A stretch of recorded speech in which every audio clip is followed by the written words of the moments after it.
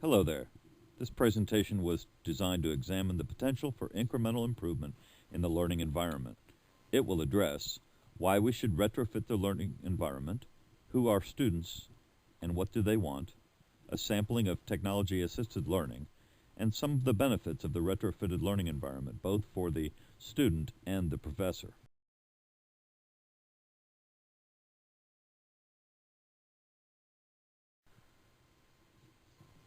So the big question is, as educators, who can help us learn? We may never ask this question, but we can be sure that our students do.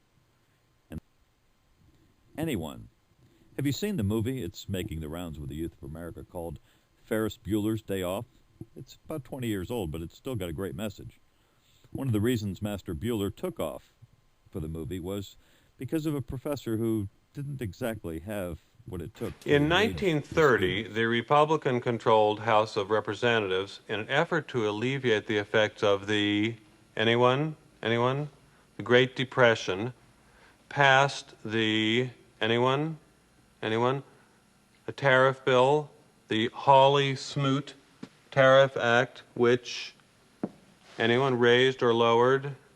Raised tariffs in an effort to collect more revenue for the federal government. Did it work? Anyone? Anyone know the effects? It did not work, and the United States sank deeper into the Great Depression. Today, we have a similar debate over this. Anyone know what this is, class? Anyone? Anyone seen this before? The Laffer curve. Anyone know what this says? It says that at this point on the revenue curve, you will get exactly the same amount of revenue as at this point. This is very controversial. Does anyone know what Vice President Bush called this in 1980? Anyone? Something DOO economics. Voodoo economics.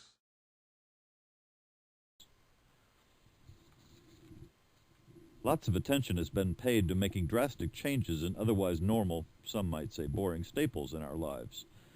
The basics, homes and cars, have been retrofitted on television, with millions, including our student, watching regularly. Extreme Makeover Home Edition is an Emmy Award-winning ABC reality television series in which a family's house, including all rooms, exterior and landscaping, is made over by a team of builders and designers in 7 days while the family goes off on vacation. It's a spin-off of Extreme Makeover, which was canceled after 4 years, but Extreme Makeover Home Edition seems to be catching on very well. In addition, Pimp My Ride is an MTV TV show that consists of taking someone's car in poor condition and restoring it, as well as customizing it. So isn't it about time we considered making drastic changes in our learning?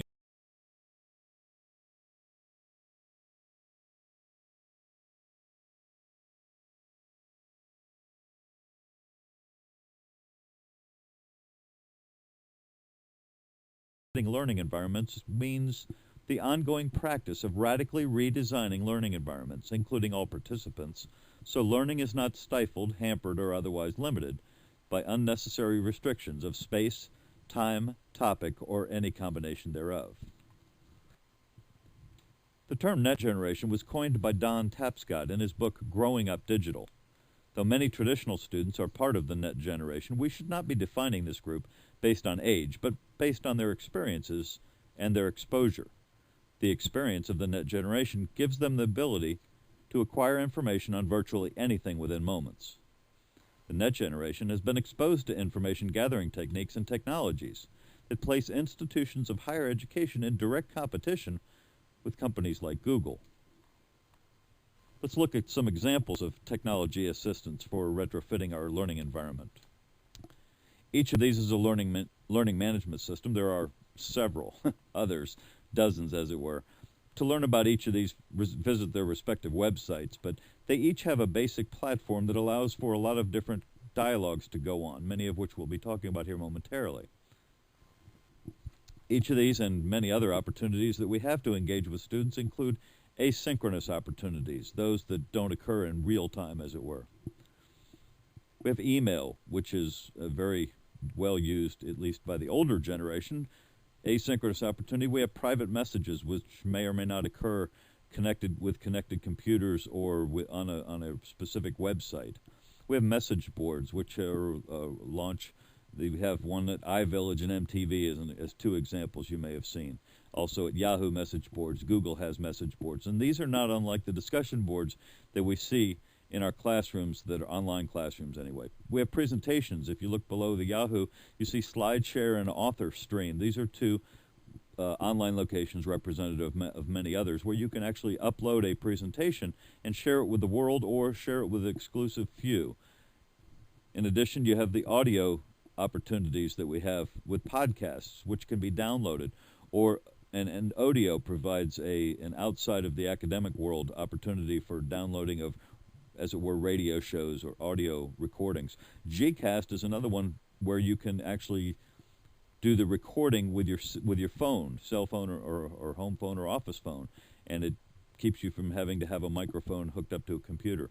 Additionally, Blog Talk Radio has been designed to where you can actually have interactive or call-in shows that can be used as a podcast, and you can actually interact with those with a cell phone as well.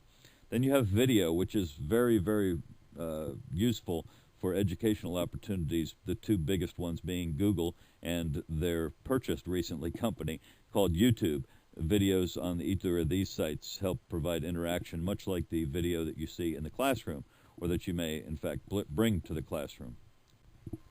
We then have live engagement opportunities, and again, some of these are not new to you, but I just wanted to cover them in this context so we can see what it is we do when we engage with students. There's chat. It's the basic live engagement opportunity where I type in something in a message and you see it as I'm typing it, or you see it after I hit enter. You then respond, and I can see we can have an ongoing communication, actually while doing something else if you're like my teenagers, and it goes on like that. Instant messaging is very similar. That's the between the computers communication, and it's live in most cases. In fact, many of them won't connect if they won't. Skype has an instant messaging profile. You've probably heard of AOL Instant Messenger. Yahoo has one. Google has one. Lots of programs have them, and they're very effective for online communication. You can also do a voice call, pick up the phone and just dial. A couple of programs that I've liked that I use when I'm interfacing with the web include Tring Me, which is the blue where it says click to leave a voicemail, where you can actually you can call this number and I will return your call, so I can choose when to make that call. It's almost like voice email, but it's a little bit cooler, called voicemail. Over in the bottom right-hand corner is a program called Grand Central, which is a Google product. I have a lot of excitement about what Google's bringing to the table. I don't own any of their stock, I assure you. But you can actually put a widget, an insert into a website or email or just about any communication to include your online classroom, where the students can click and call you even if they don't know your phone number. And in fact, Grand Central will connect them based on their name and phone number and tell you who's calling, so you can take calls at all times when they are calling. You then have conference calls, which are free in most cases, except for the connection to a long-distance number. You can have a pretty unlimited number of connections with freeconferencecalls.com and many others that are bringing this to us. You then have video conferences, which are very useful as long as everybody has a camera and you don't have limits on bandwidth, because they can be very difficult. But they are useful for interacting, live engagement. And then you have event attendance, which means face-to-face meeting like this here. In addition to sending out emails and posting and everything that got you here, you could have actually set a meetup, which is meetup.com, or Evite, which is evite.com coincidentally, and invited everybody to come. And many of the social networking sites we'll discuss here in a little bit have event setups for this. They're very useful and very. Let's look at group engagement strategies, perhaps not exclusive to the ones that we've talked about before, but when we talk about group engagement, we're talking more about you reaching lots of people as opposed to necessarily you talking to just people in your class. You can join mailing lists and forums. that aren't really hard to get engaged in. Sometimes they can be overwhelming with the number of messages that you receive, but you can actually limit the number or limit the frequency that you get, or you can actually leave them on the site and go get them. But what you get exposed to there is a group of people that you could not possibly be exposed to in Martin, Tennessee, as an example, or Nashville, or anywhere in the world for that matter. These usually build diversity, and they will definitely stimulate your thinking, because you will get challenges from people, not necessarily confrontations, but challenging questions, and even challenging responses from people that you would not get, again, in the classroom. There's also blogging. Blogging is not for everybody, but for those that enjoy it or find a reason to enjoy it, as I have learned to. It's very easy to set up and use. It gives you a personal voice. It's like thinking out loud, as it were. And I would encourage that you try it at least for a little while, because if you haven't experienced it, you haven't experienced lately anyway what it's like to force yourself to write on a regular basis, like perhaps you did when you were writing a lot of term papers. Blogs also create networks, and there's not enough time essentially to lay out a strategy, but suffice it to say that if you post something and people come by and read it, they can respond to you, and it's almost like meeting people in an otherwise neutral space, not unlike what we can do between the sessions at a training or education meeting like this. And then there's publishing. That's important in academia. There are e-zines, various online publications, and assorted content communities where you can engage not just in dialogue, but also post material or articles that you've written, or just thoughts and ideas that might not qualify as articles in traditional peer-reviewed journals. We want to look at some of the social or business networking sites, and they're actually all networking sites. You call them what you want to. The bottom line is, if I meet people there and I strengthen those relationships, it's networking. But some people in business and education don't want to call them social, because then we wouldn't be able to get paid to do that. It's a bit of a challenge, but you've all probably heard of Facebook and MySpace. These can be used to enhance the student's experience, since that's where the students are. It's not unlike going over to the university center or sitting down at a table near or even at a table with students and just engaging them in conversation. It will enlighten you as to what kind of things they think about when they're not nodding their heads in agreement while you're lecturing from the podium. LinkedIn is a very fast-growing business networking site. It's been around for a few years.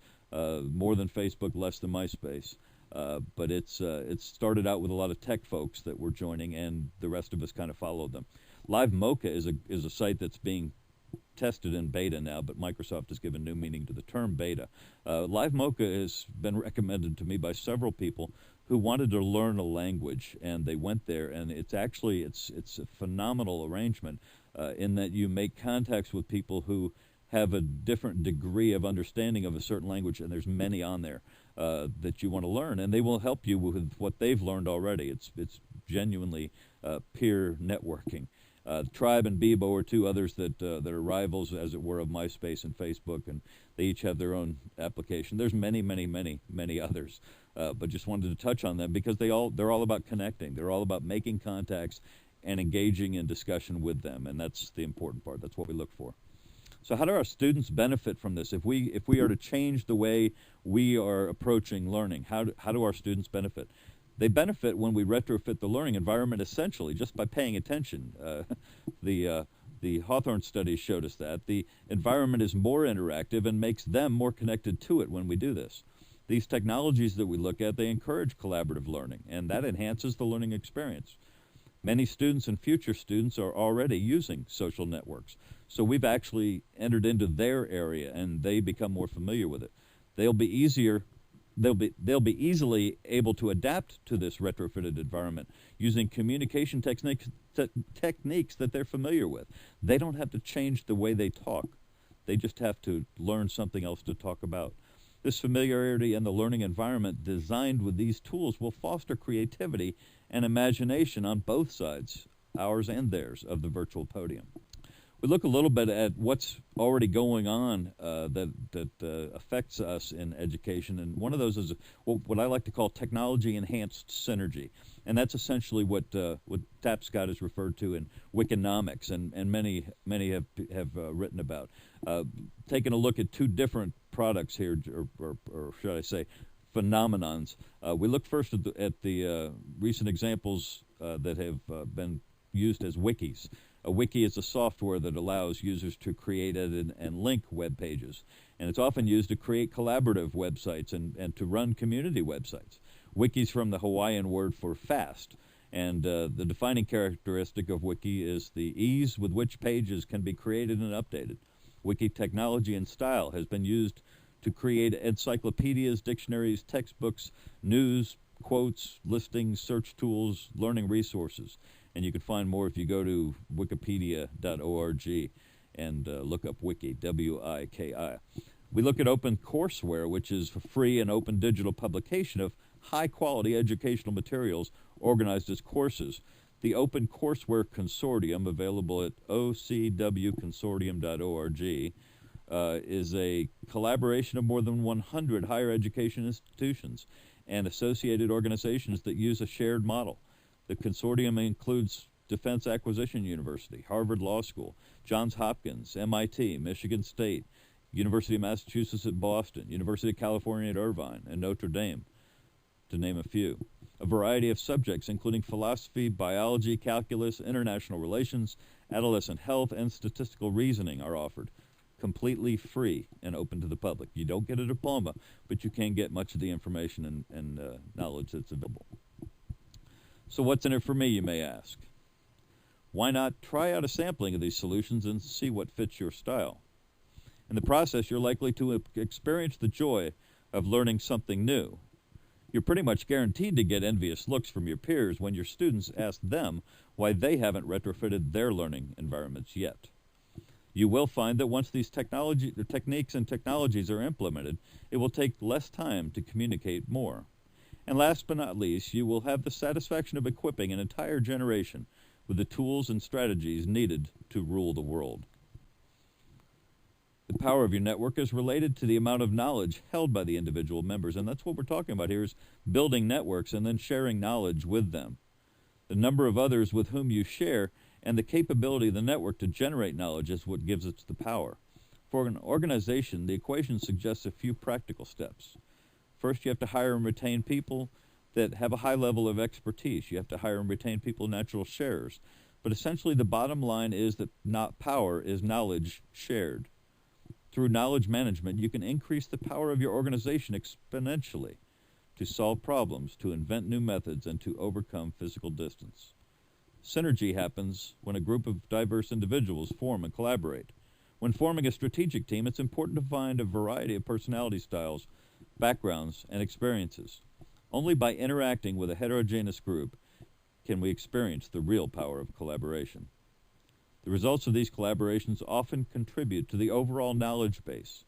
Previously established networks can be used to disseminate this collective knowledge. How do we catalyze the learning process, both personally and professionally? While students attend college, faculty and other school leaders can not only strengthen the learning foundation, but they can also maintain contacts with students as they go out into the community following graduation. College administrators can strategically use social networks to stay in contact with graduates in hopes of garnering a loyal cadre of alumni. For students, taking part in social networks while in college offers benefits for the future. Networking can be a means of offering or establishing connections within the community they will enter upon graduation. As alumni, they can show their loyalty to their alma mater by offering employment to future graduates, support to athletic organizations, and financial contributions to the institution. So what's the cost per use? Email. You already have it, or you can get a good one for free. Social networking sites. Cost nothing at all. An instant messaging account. Cost nothing at all. Using Skype or conference call, nothing for Skype to Skype calls, and very cheap for Skype to phone calls worldwide. Conference calls, like I said, are free. Text messaging on a mobile phone, it really depends on the provider. There are all kinds of plans, but unlimited is the new buzzword. And how about communication with students? Absolutely priceless. Change is inevitable, according to Michael Powell, chairman of the Federal Communications Commission, who, when testing out Skype a few years ago, was also quoted as saying, "I knew it was over when I downloaded Skype." Skype's an example of a disruption that occurred in the telecommunications business. What disruptions are occurring in the higher education business? Do we know? Do we care? For more information or to learn about the disruptions on the horizon, check out The Emergence of the Relationship Economy, or call me at 615-656-3505 or email me at carterfsmith@gmail.com.